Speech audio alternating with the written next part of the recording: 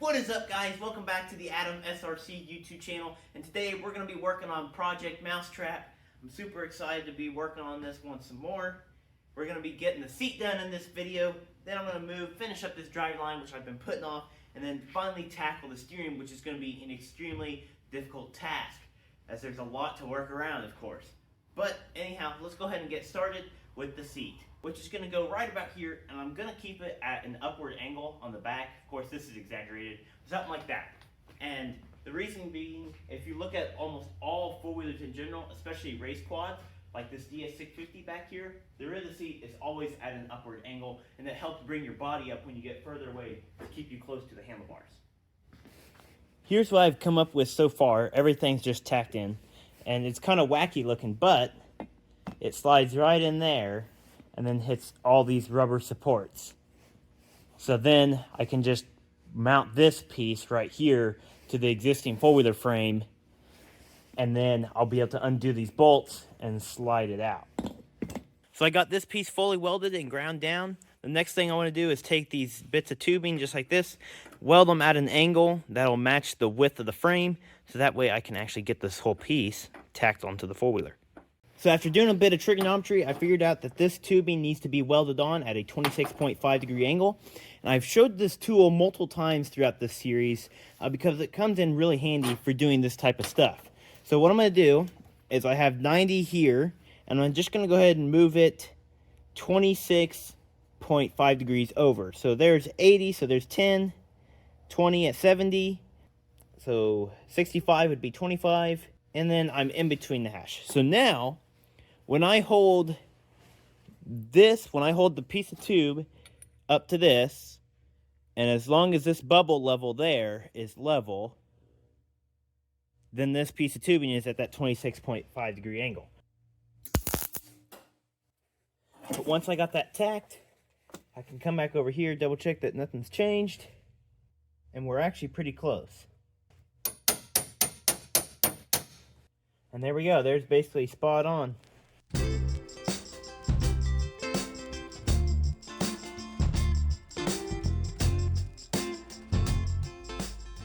Alright, well these are both tacked in and they're well within spec, and now I can already hear you guys saying, well, I checked level, but I didn't know if this table or this was level. I actually did check, and from here to here was level, so if this surface is level that I'm welding to, we're good. Coming straight from the welding table, and it lines up just perfect right here. I had meant to just get everything tacked up and show you guys, but unfortunately I got carried away and welded everything in. But as you can see, it's on the four-wheeler now, and the seat fits perfect. Next thing I want to do is weld some rods on the side of here to help locate the center tongue that goes on that.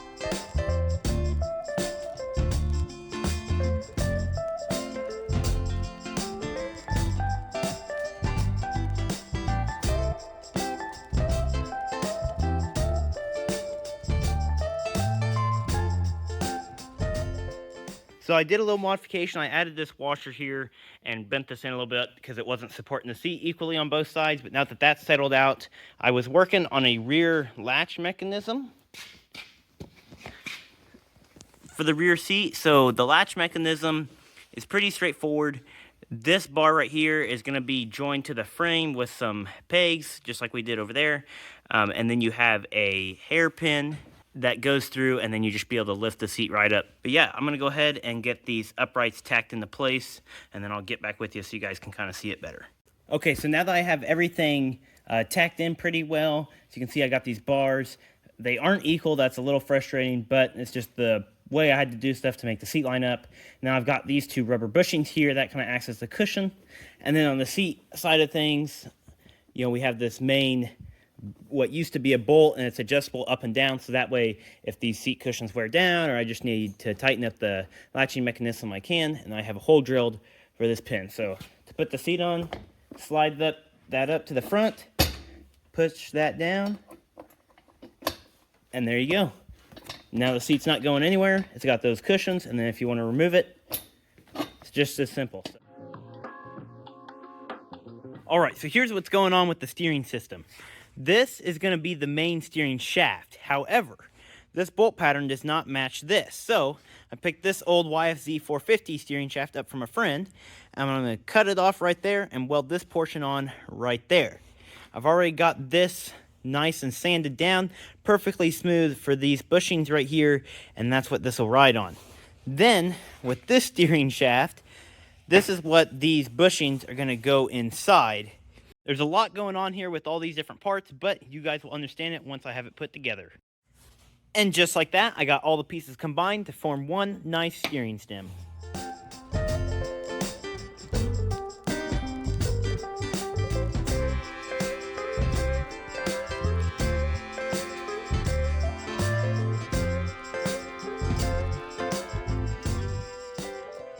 All right, now that I got this triangulated piece made up, next thing I want to do is just fully weld it since I'm happy with how it turned out.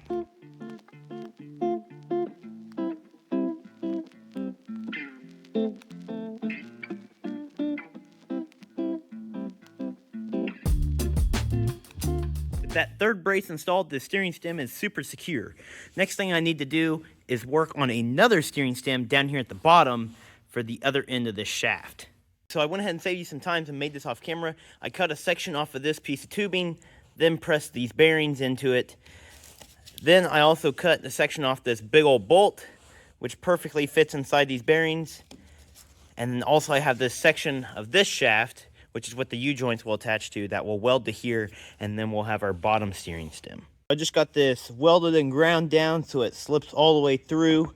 And I also used my dial indicator here, and I had about 15 thou run out, which, I mean, I wouldn't want on my chain drive, but that is acceptable for a U-joint that's only turning about 120 degrees.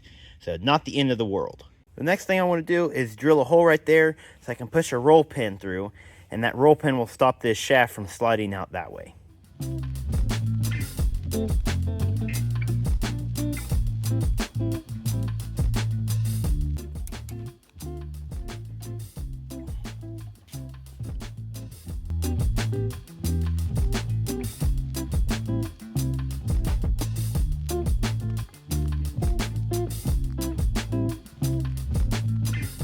With this all assembled, you can kind of see how this is going to work. This will run up to the handlebars, then this will be welded to the frame. I can weld a lever onto this bottom portion of the shaft that will run, it'll go out, and they'll have a tie rod that runs up to the front of the machine. So the next step is going to be figuring out how and where exactly I'm going to weld this into place. Probably going to be in the neighborhood of right there. I got to make sure I clear this chain, but I'll get back with you guys once I actually have this figured out. All right, so I just got it tacked up and I got the shaft made there, and it seems to be working pretty good, other than I will need a center support here on the shaft, which I'll probably actually just 3D print one. It's not going to be handling much load. But other than that, everything seems to be fine. We'll be adding a second brace here, but in order to do that, I'll just pull the motor, and that'll make it way easier.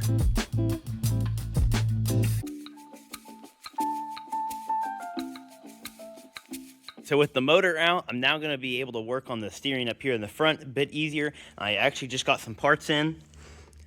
Got some newer tie rods. Unfortunately, they are a little too long. It was either too short or too long. So what I'm going to do is I'm just going to cut these really quick and re-weld them. Shouldn't be a problem. Well, I got the tie rod tacked back in. I went ahead and put this thing on jack stands, got it leveled out, took the shocks off of this side, and have it roughly at ride height. The next thing I want to do is actually take this steering post and get it tacked in place roughly where I want it. And I'm going to have to take everything very slow here and tack stuff, because steering, you have to make sure you get it dead perfect. Otherwise, you'll have handling issues. Seems to be working all right so far. Can't fully tell until I get the other side done and link them together. And that will give me a better idea of how the steering is set up.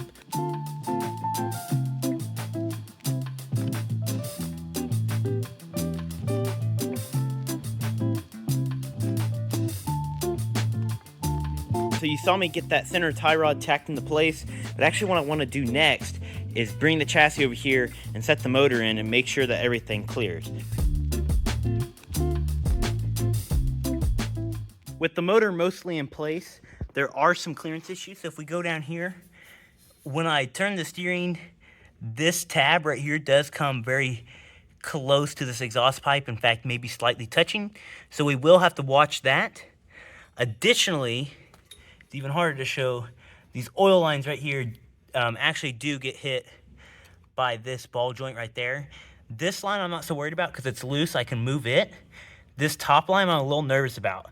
Luckily, I might just be able to move this oil cooler out or figure out some other solution. It's definitely doable, and nothing so far is looking like an instant roadblock. I know clearance isn't gonna be an issue. I went ahead, fully welded these spokes in, then also put a washer on them, welded that together, so now there's more surface area and these won't bend as easy.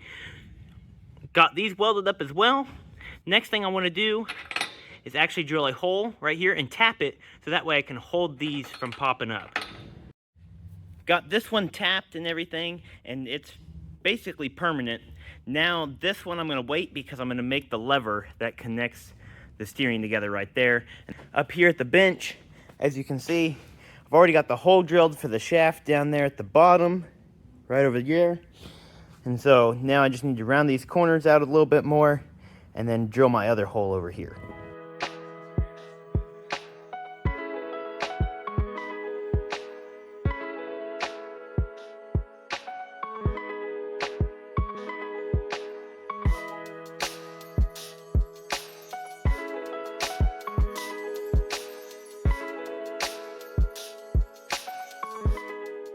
Now that the steering's done, I'm actually gonna take this for a quick little test ride. I'm gonna have my dad pull me with another four-wheeler, and then we're gonna see how the steering does and just kind of feel out how this thing's gonna handle before we get some power out of it. That way, if there's anything I need to address, I can do it now.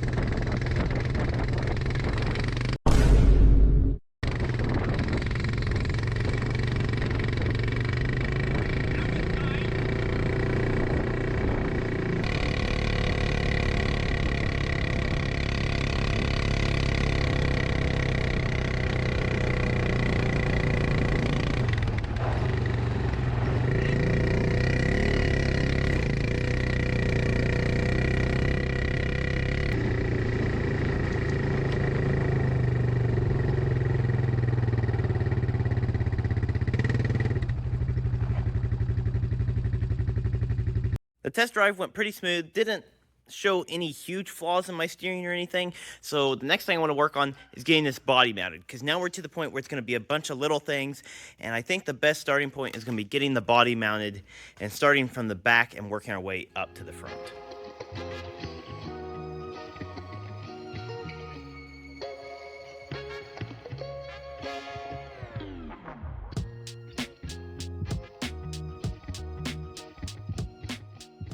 After all that modification, I got the back half of this body looking awesome. And I'm really glad I went with these small tires as they're blending in well with the wheel wells. With that said though, I'm gonna work on getting the battery mounted here in the back. And then from there, I'm gonna go jump to the foot pegs, then get the rear brake and shifter installed. Now the reason I'm jumping around like this is purely because it's just a matter of when parts arrive, and also making sure that I do things in the right order, that I can get everything packaged into this frame neatly, because if you start doing things out of order, it could screw up how you build things later on.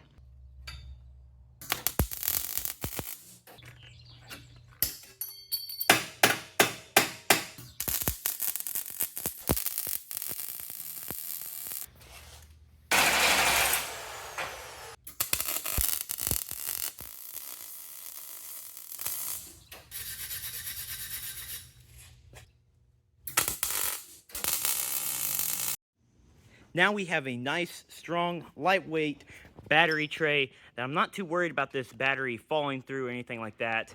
It is pretty sturdy in there. One thing I will have to do is put a strap over the top to keep it from bouncing, and technically it could kind of twist to the side. I've been trying to figure out what I'm going to do for foot pegs for quite some time now, but I actually found these on eBay and they seem kind of promising. If you look from the side, it actually sits at an angle. So once I cut it off, I'll be able to pull it out further and actually get it to rest down, and that'll keep these more level.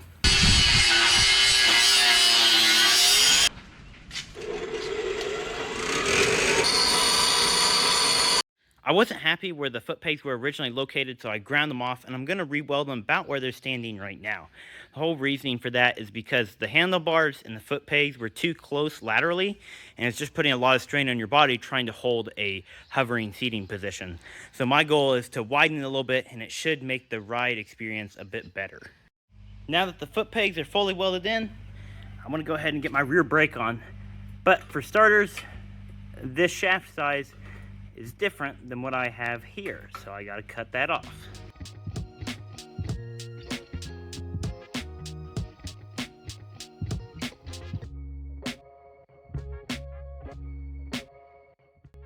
In the process of getting this rear master cylinder mounted, I needed a bracket that would hold it right about there.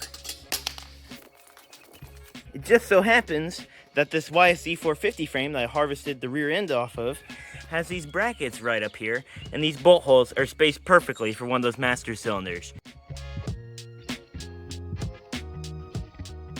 That bracket turned out pretty much perfect, and it's nice and tucked away, mounted really close to the spar so your leg shouldn't hit it. And then also part of that same bracket was this little tab with a nut weld on the back, so it's very easily able to make a brake reservoir mount. So now the rear brake system is basically complete because all it needs is a brake line, and well, I'm not going to bother putting that on. The problem I'm running into this shifter is just kind of, there's no good spot for it. There's always some caveat. If we just look at places where the shifter would naturally go, we look like right up here. That would be a good pivot point, but it'd be hard to work the shifter with your foot. We come forward more to where it's just about right, and unfortunately I can't go in anymore because it gets caught in this kind of pocket right there. But if I pull it out, well, now the shifter's out too far. So that kind of limits these two options. We come back here, and the distance in the position for the most part is not bad. I mean, that's definitely acceptable. However, we run into an issue with the linkage down here. I'm going to do some digging in this, and once I have the part, I'll bring you guys back. And just like that, we've got a shifter I can use.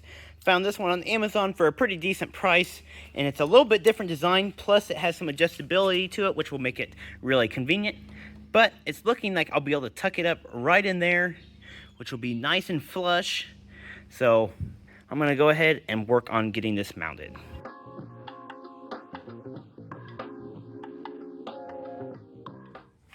The shifter is tacked into place, but still functions.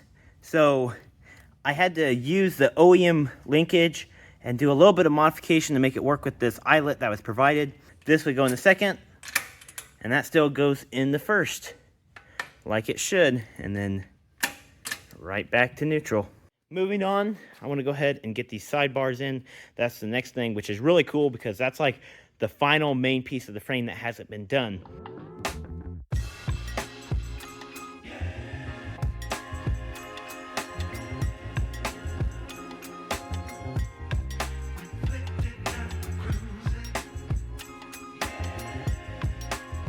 Adding that middle brace certainly changes how this machine looks, but it's nice to have that side done. Now I got to get this side done, and this is a very tedious process. Now I've seen a lot of YouTubers actually just take the next piece right here, and they usually just like throw it on, and somehow it makes it work. So I'm going to try that really quick, and that'd save me a lot of time.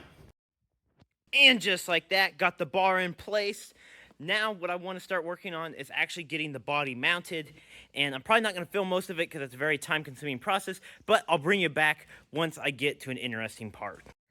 Even though it looks like a lot has happened, it's really just a few body panels that completely changed the look of this quad. I got this piece all cut out right here, as you can see, to fit, was very time consuming, took about 3 hours to get to this point where I'm at from where I last was. And then of course the hood is almost done. Just need to make some final cutouts here on the side, and then this hood will fully drop down.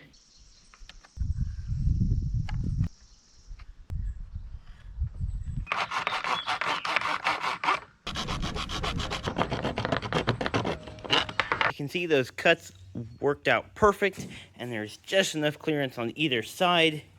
I want to go ahead next and get these front tubes chopped off right even here, because I have to get the front bumper on, and these stop the front bumper from coming all the way forward.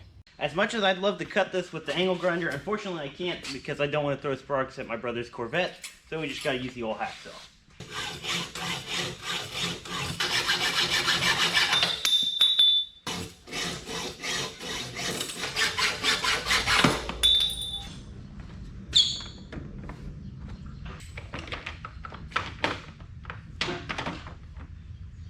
What I want to do with this bar is make a front bumper support. So I'm going to start about right here, bend it, and come out about 4 inches in front of the radiator, and then I'll come over and bend it right back in, and this will be a nice sturdy support for our front bumper.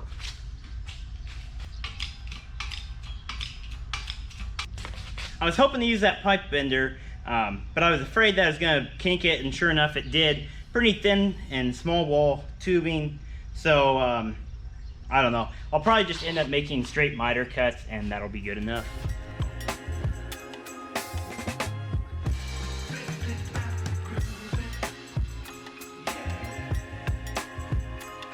All right, it's a new day. I let it cool overnight, and looks like it's gonna work pretty well for the front bumper.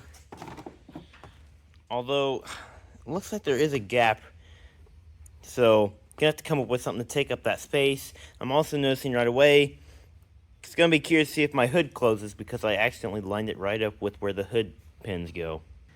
I've been messing around with this cardboard, trying to make a hood scoop design that I like, and although it's kind of basic, I think this is what I'm gonna go with. So I'm gonna go ahead and take this and get it traced out on this metal.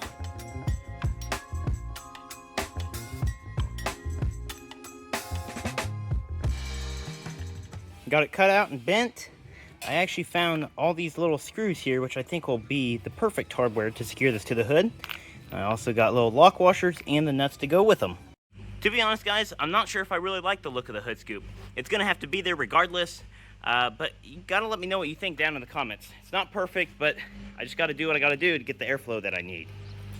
Anyhow, I'm gonna take a break from working up at the front, and I'm gonna start working on the rear, because I'm super excited to get this rear bumper formed up that I think is gonna look super awesome. As usual, I got way ahead of myself, forgot to film, but got those cut off, so now the tailgate actually fits. And then I also trimmed the plastic out right there. And the reason is I also got the rear bumper made up, which it's a piece of steel that I bent and then kind of re-welded in spots. But if you can kind of tell by looking at it, it's kind of a trapezoid design with an angle to it.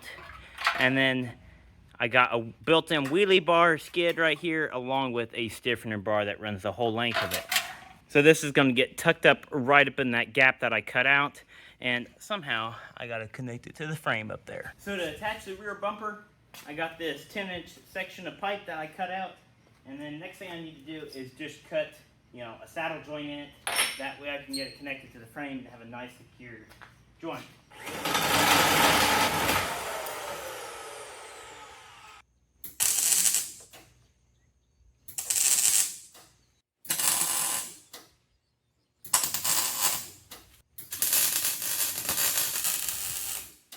I just finished welding up this rear bumper. My dad helped me hold it in place, and safe to say, I think it looks pretty good and it's pretty sturdy.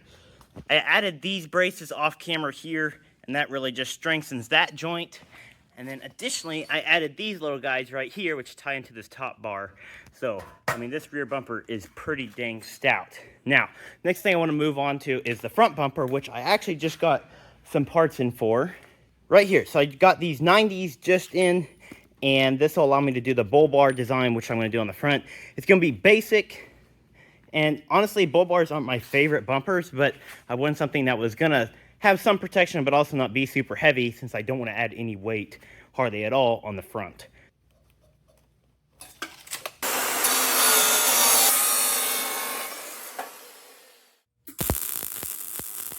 You know, it's funny, a lot of you guys may wonder why I wear shorts so often when I'm welding. You probably noticed a lot in the video that I'm always wearing shorts. And my answer to that is pretty simple. It's pretty stinking hot out. Feels like 100, so yes, I wear shorts even when I'm welding. And sometimes I end up with burns in my socks and feet, but it's worth it because it's hotter for the split second, but it's not as hot all the time, you know?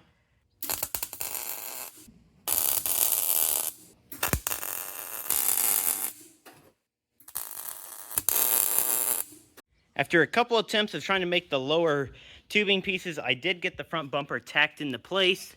And as you can see, it's not perfect, but I actually think by the time I weld it all in, grind it, and finish it up, I think it'll look pretty decent. Now, the next thing I want to do is I got this tubing right down here. I'm going to cut a section of it and place it right in here as a secondary brace for the bumper. Well, with that front brace right there, I'd say the bumper is done. It's not the best looking, but I think it looks all right. Let me know what you guys think down in the comments. Anyhow, what I want to move on to next is actually finishing up and taking care of this body work. Here's where I'm currently at with these two body panels right here. And I've got them secured on the bottom there, but I'm trying to figure out how I'm going to secure this top panel and then also secure this liner to the plastic. I believe I have all my body panels basically in place for the driver's side. So the thing I did right after I actually was trying to figure out this, where I left off with you guys, was add this and make this side step functional. So I can actually come up here and use the side step, and of course I'll repeat the same on the other side, and then I will put a bar that's gonna wrap right around here and connect, so that way you have an extra grip more than just that thin step, because you are kind of gonna slip off there. Then the last thing I want to showcase here is this is pretty dang crude, but I actually just welded some nuts here, and this helps space this panel out. Now this panel is actually only held by 2 screws, but check out how secure I got it to fit.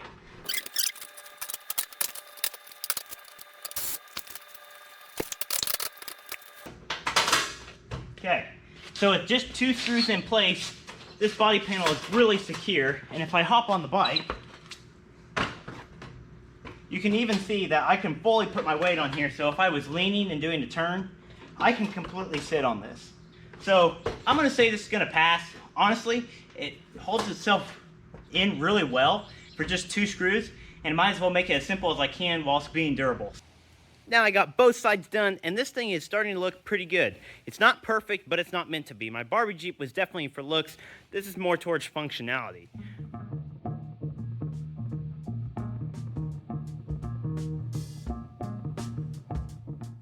Modified that piece of angle iron to make this nice side rail, which is going to fit right in here. All I got to do is just weld it in. Of course, got to fill that hole right there as well.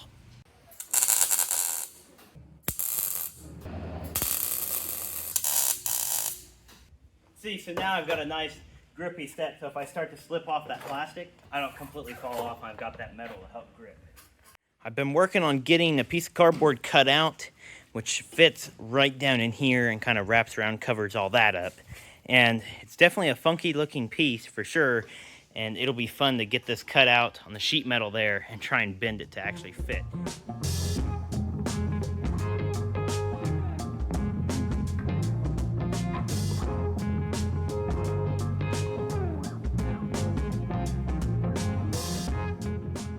After some blood and sweat, I finally got this dang thing in. I was in a super sour mood, and I didn't do the best job filming, so it's probably not going to make the final cut.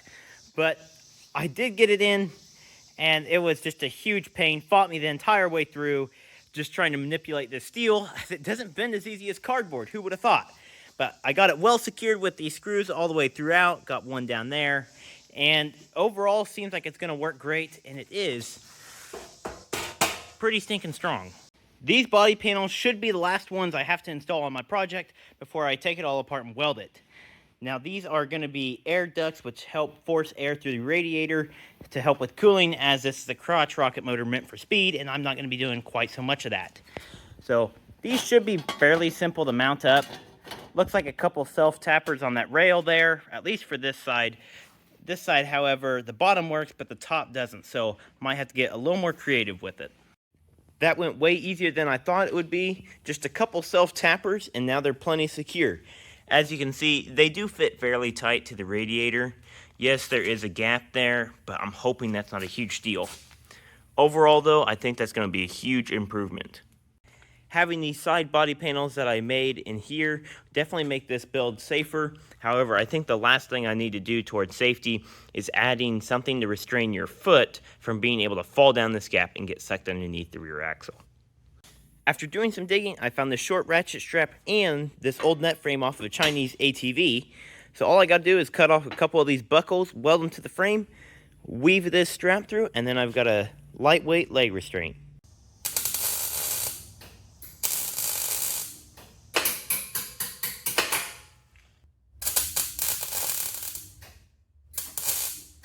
On this side, without the strap, you're riding, boom, if your foot slips off the foot peg, hits the ground, gets stuck under, right to the rear axle, and that's no bueno. So if we come over to this side, however, I'm riding, and then my foot slips off the foot peg, now it's caught by the strap, and my leg can't get sucked underneath. Alright guys, well I think that's going to do it for part 3 of this video series. We definitely made a ton of progress. I'm super happy with how it's turning out. Tune in to see next video, because in the next video is going to be running and driving. I guarantee you that. And really we don't have much to do. All I got to do is strip it down, fully weld it, finish up the final touches along with the wiring, and then she's ready to rock. But anyhow, that's all I got for now. Thanks for watching and consider subscribing.